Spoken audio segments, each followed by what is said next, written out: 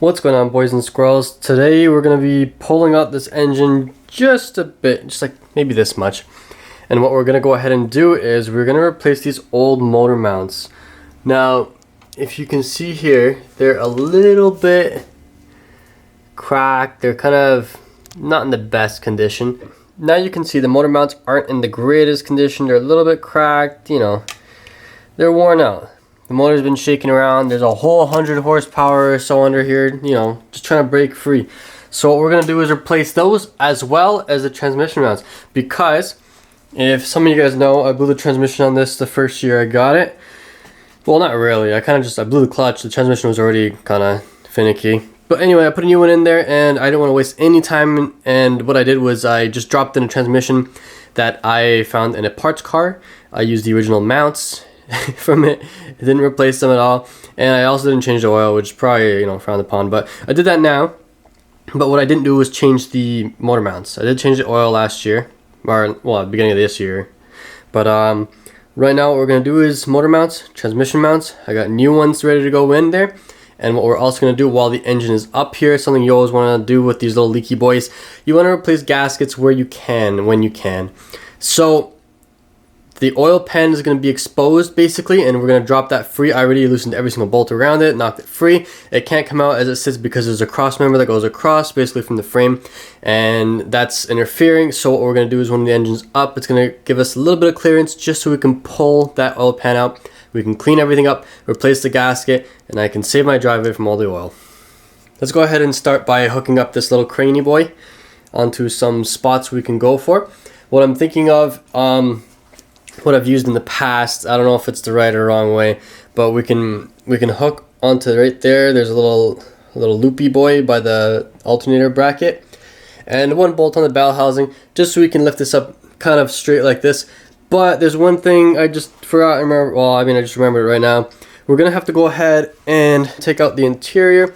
I already started on that. We're gonna leave the seats in for today because I'm lazy. We're gonna pull off the carpet, the tunnel cover. There's a couple bolts on there. Usually there's supposed to be more than a couple, but mine only has a couple, and I'm gonna leave it a couple because it's easy, because I take out the transmission every 5 minutes.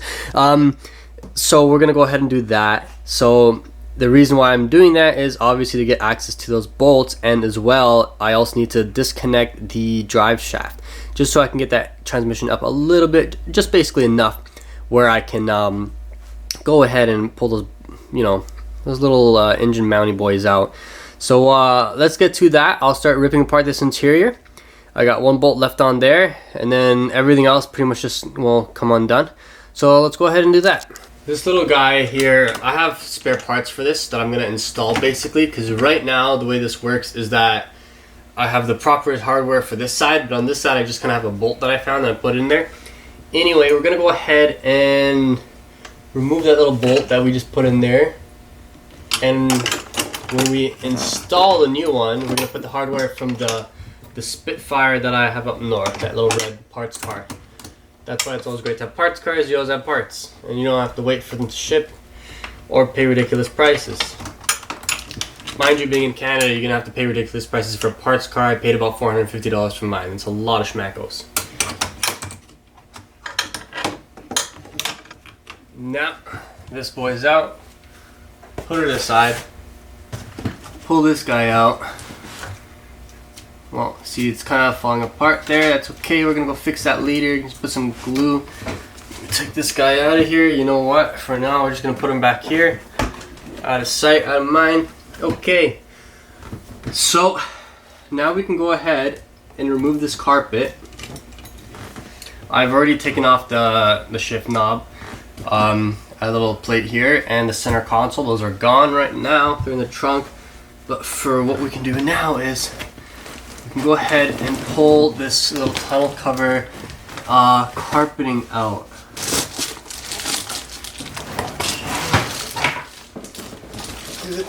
Carpet is out.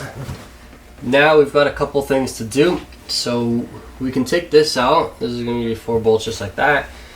Easy peasy. And then I think I've got maybe 8 bolts that hold this tunnel cover in left. So we'll get those off too.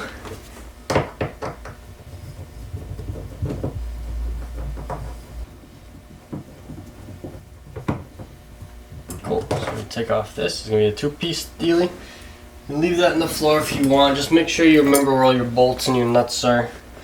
Now, let's go ahead and figure these boys out.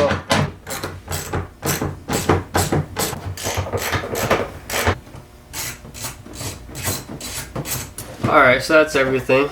Now what we're going to do is pull off the transmission tunnel cover. So you break down for this boy. And I think what I usually do is I put her in like 4th or something. Maybe not. Maybe you got to go up in 1st. First for a little bit, put her in neutral, slide her up, put her in 4th, and then she'll come out the rest of the way. Look at that. So keep in mind, if your transmission explodes, this is the only thing saving you. Plastic. And if it's original, it'll be cardboard. There's a lot of wires here. I know I should clean it up. I'm not gonna though. But while we're here, you know, disconnect all the stuff you need to disconnect.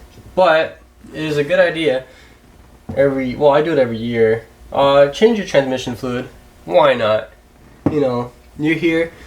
So it is a heckin' annoying thing to get to from underneath the car. Your fill plug's around there somewhere, right there. So I'll go in after. I can show you like a better view of it. Don't worry. When I fill it up. So this is your transmission fill plug right there, and yeah. So you drain the boy, and you fill from that plug, and you get the right amount. I'm not gonna take this cover off because I've already seen what's inside, and I don't like it. So I'm just gonna keep it covered up. Yeah, so that's that. So while we're here, well, the reason we're here, we're gonna go ahead and disconnect the drive shaft bolts first. Then we're gonna do the transmission mount, and then what we're gonna do is after that, we're gonna work our way to the front again, hook everything up properly this time, and then we can go ahead and lift everything up. Just like, we'll give it like 2 inches, you know, just enough that we can pull these mounts out. I can flex these with my finger. Like, look how much this thing moves. That ain't right. Most of this is already in it. Oh, that's good when you smack the knuckles together, eh? Good for their arthritis. Oh, goodness. Oh, would you imagine that? I'm tightening it. Wow. You know, sometimes the brain does good things, sometimes it doesn't. Loose like my son's caboose. Oh, smack the knuckles again. You think I would have learned from the first time? Nope. You don't need to learn. There we go. So that's done. What we can go ahead now and take a look at is this. See what size that is. She's in fact a 1/2 inch. So we can loosen these guys off. Let's go from this side, which is exactly the same as the other side. So I'm not gonna go ahead and move that camera. Okay, so that's all done there. So what we can go ahead and do is hook up the front now. Okay, well, we'll see how this goes.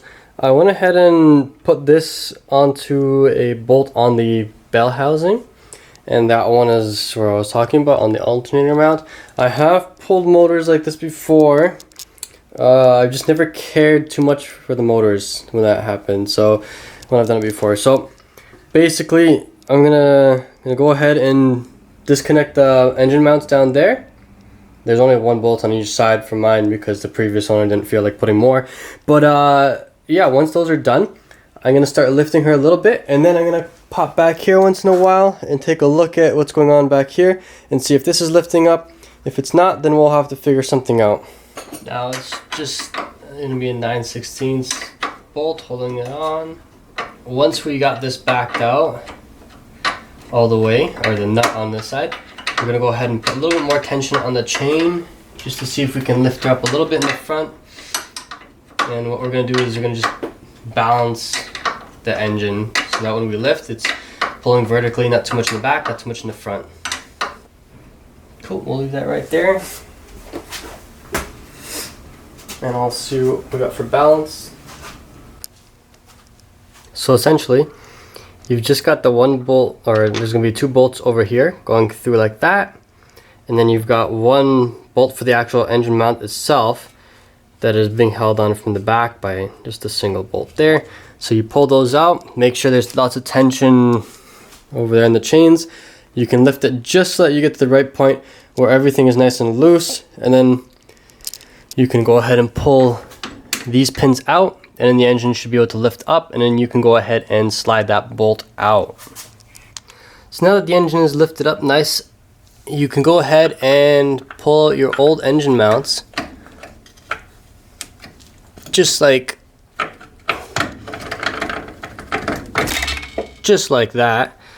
And I don't know if you want to save them just in case, but I'm gonna do that anyway.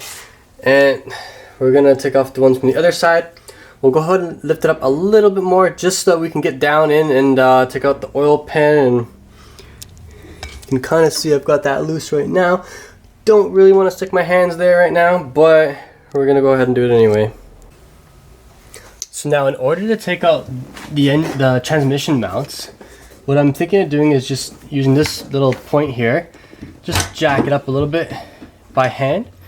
You can go ahead and lift this up just to move it enough, and then you grab this like a plier or something, and you just go ahead and you can unscrew that from the engine, from the transmission itself. So it's kind of a lift and then twist. So just like that, you keep screwing it out and it'll just pop out of place. You can see the old one is not in the greatest shape, kind of warped. Anyway, the new one is perfectly straight. It looks pretty good. No rusty boys. Again, we'll do a little comparison of the two.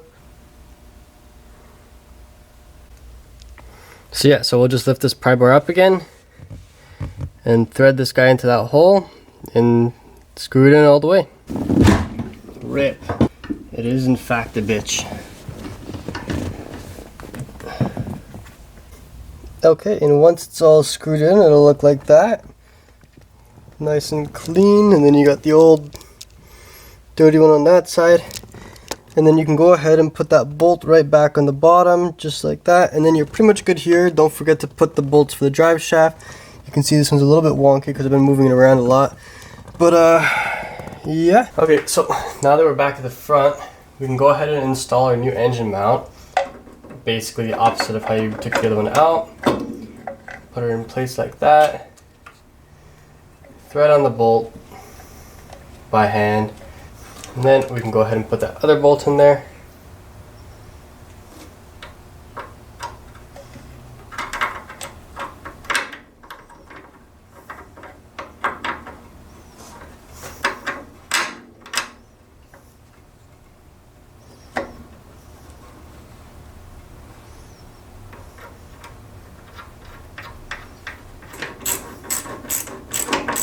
So that's one engine mount tight from this side. Now we just got to do the other side. You just want to be careful and make sure everything's all flush, because over here it's kind of not. So that will require me just to angle the motor just a little bit just to get that squeeze back in. So now on this side, it's basically the same thing. Slide her through.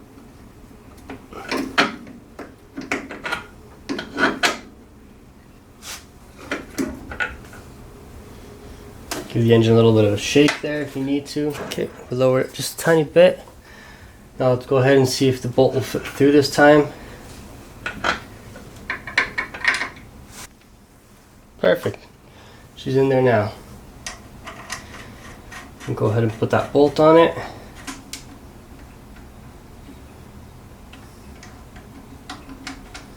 Okay, now that you've got both sides in place, you can go ahead and tighten everything up properly. And you can lower the engine once everything is tightened up properly, obviously, nice and tight. Remember to check your factory specs. I don't, but no, it's up to you if you want to. I just give her one good old oof at the end.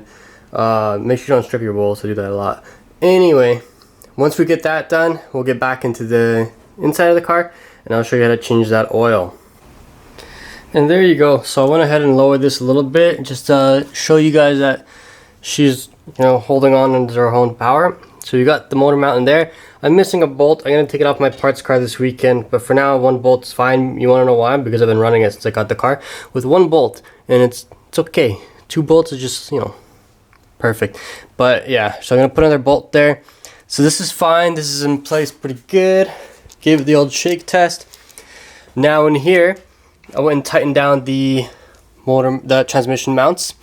I'm gonna connect that drive shaft, and we're gonna go ahead and clean all this mess up underneath here, and by that I mean push it out of the way. I'll set up some lights, and then we're gonna go change this oil. So the first thing I like to do when I'm here is grab that little fill plug, pull her out, and we can see what's happening back there. So you can see oil coming out of it right now. So I haven't been leaking that much oil. There is a pan underneath there, don't worry. I checked that, and the oil doesn't look too bad, so that's a good thing. But the thing that's gonna show us what condition our transmission is in, is other than the oil, is the drain plug, because there's a magnet on it. So if it's filled with a bunch of shavings, which it most likely is, then we're just gonna pretend we didn't see it. You know, you could address that, but I'm not gonna. What I have is a spare transmission that I can put in here if I really need to in the future. But let's go ahead and take that drain plug out. You can see it right there. So there's our drain plug. I'm gonna go and undo it from the bottom.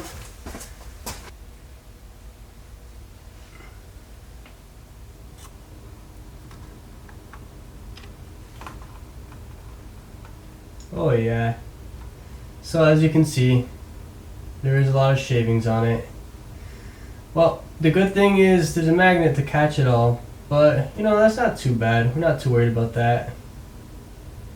So just another look. You know, there's a little bit of crud on it. It's not the worst. This has been inside that transmission for a few months. Anyway, we'll go ahead and clean that off. Wipe it down, whatever you want to do with it, and then we can put this plug back in, and we can fill her back up from that little fill hole that we pulled out, that little fill plug. And when it starts oozing out the side, you just cap it back off and you call her a day. So in order to fill up the transmission fluid, what I usually do, sorry guys, I'm not going to show how to do this because, you know, it's pretty simple, but I also don't have it with me. I use a turkey baster. What I do is I just squirt from the jug, or I suck from the jug, and then I squirt into that little hole. So it works pretty good. You just put it on an angle like that, and then squeeze her in there, and she'll fill it up. It'll take a while, obviously, but I mean, it's better than nothing. And yeah, so that's about that. That's it for this video. Pretty simple. Again, obviously you want to put the whole rest of the car back together after. Okay, so that's pretty much it, folks. Like, comment, subscribe. Let me know what you like, what videos you want to see. The next video is going to be changing the diff fluid. Maybe we'll actually show some fluid going into it. Who knows? But I've never opened up the diff since I've owned this car, which is about 3 years. So we'll go ahead and do that. But for now, I'm going to go find a turkey baster so I can actually fill up this oil.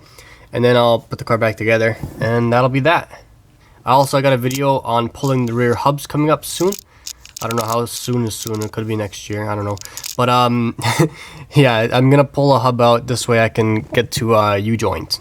But yeah, so we'll do that. We'll solve the famous Spitfire ticking from the rear with that video. But till then, take care. Comb me hair.